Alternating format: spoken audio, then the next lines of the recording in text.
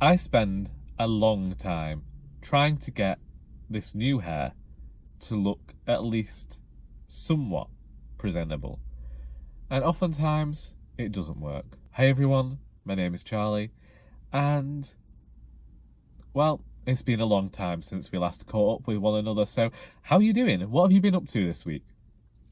Personally, I'm just here to talk about myself, so if you'll just give me a few minutes of your time, I'll be grateful. Someone's parked his pickup here again, and I'm not actually sure whether he's inside it or whether he's making a point, because on Wednesday, I had to drive to work. I know, shocker. I wasn't in work, but we were going out for drinks, because I have a birthday coming up within the next year or so, and I planned to actually go out on my birthday, on the actual day, and a certain person couldn't do that because they're going on holiday.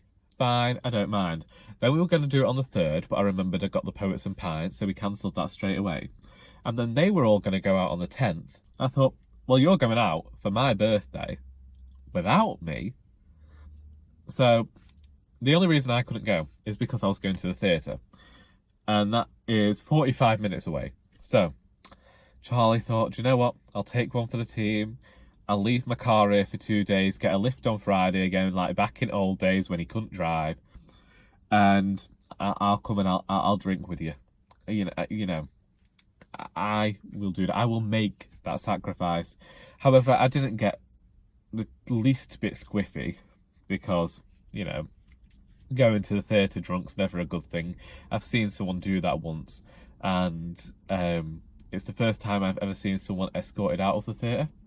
And I can't remember whether it was the Mousetrap or Black Coffee, but it was an Agatha Christie, and these people were just getting too irate and too full of themselves, and yeah, they were just let out, and I didn't want that happening. Not that I ever actually get irate at all when I'm drunk.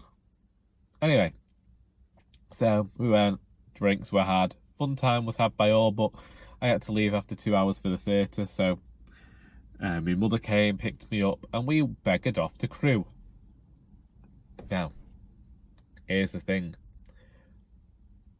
It should only take 45 minutes, but we got stuck behind an older gentleman who liked to make his own speed limits, I should say, and then after him, we got stuck behind somebody else, a white van man, I remember now.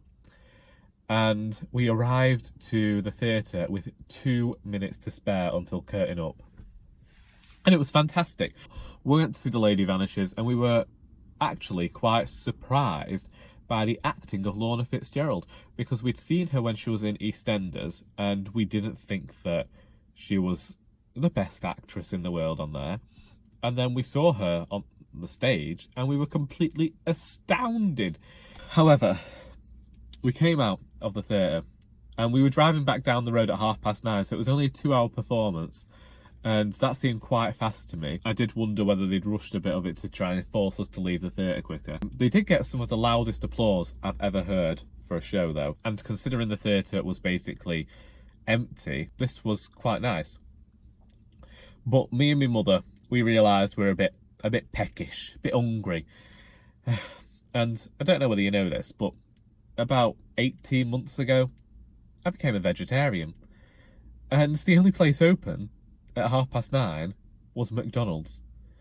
And so, me and my mother, I ended up having some strange vegetable wrap from McDonald's, and we ate our food while sat in a Tesco car park, and I've never felt more common than in that moment, than being sat in the front of my mum's Vauxhall, facing a wall, eating McDonald's with the heating on because it was a bit chilly. Never before have I felt more common.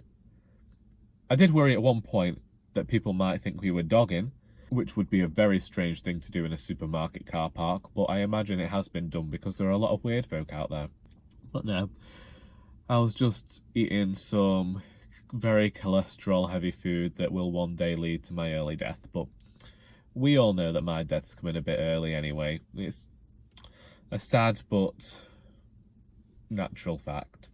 Then we had the writers group on Thursday, and that was something I was terrified about because one of the writers had said that she was going to do it and I hadn't heard from her, and it was getting after 2 o'clock and she hadn't turned up, and we were all wondering what we were going to do because she wasn't there.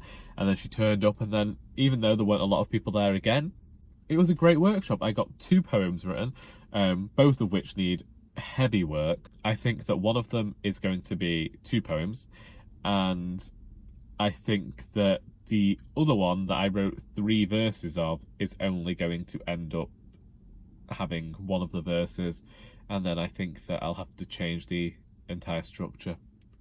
But I'll see about that one. Then Friday, I was at work. Last night I went to see my grandmother, and once again we had to take her food, and she wanted McDonald's. I was like, I'm sorry, no, I do not like it. They do not have anything for me. So I went and got tofu and mixed vegetable from the Chinese because that's the type of person I am. It's Saturday. I also finished reading Mr Mercedes last night. I should have said that. Yeah, so I've read 2 books. I'm going to talk about Mr Mercedes at another point anyway, but I'm glad to have finally read a Stephen King book. Graham of Graham Quigley did say that there was some, I can't remember whether it's gruesome or grim parts of this, and that this wasn't his favourite. And admittedly, I didn't find anything gruesome. I didn't find anything grim, and the only issue I had is that the murderer goes around in a ice cream van, and the only worry I had that was he would be cruel enough not to give ice cream to this little girl, and that was it. There's a certain element of poetic justice about this book, and that's all I'm going to say.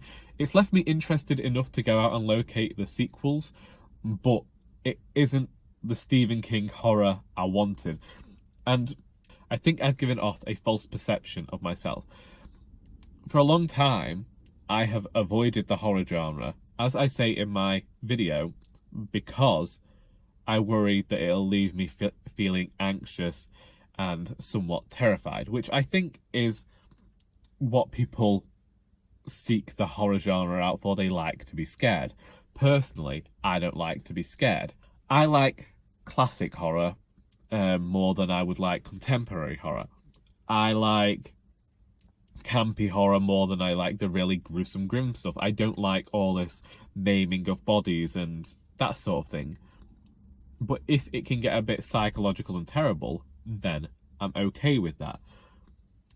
And the reason I wanted to read more horror this year is because I've read some thrillers that have some really grim, horrible parts in there that are quite gruesome, and I'd say they are more suited to the horror genre as like a psychological horror than what I've seen, like a monstrous horror that I thought all horror had to be beforehand. Therefore, I wanted to read more horror. I thought Stephen King would be a good place to start because they call him the master of the genre, and because I know he has quite a lot of work behind him. So my thinking was that, one, I'd be able to find books by him easily, and 2, he's a safe bet as an introductory author to horror.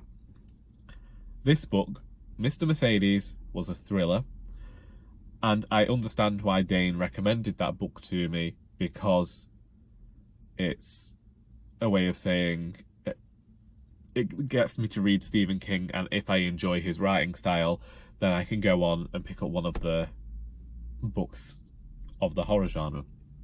And now I definitely plan to do that, because if this is the way he writes thriller, then it's quite tame. Therefore, I've taken Christine out the library, because I've seen that film, and I want to see whether the book matches up to it.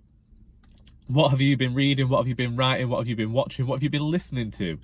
Do let me know in the comments. I hope you enjoyed this video, and until next time, that is all.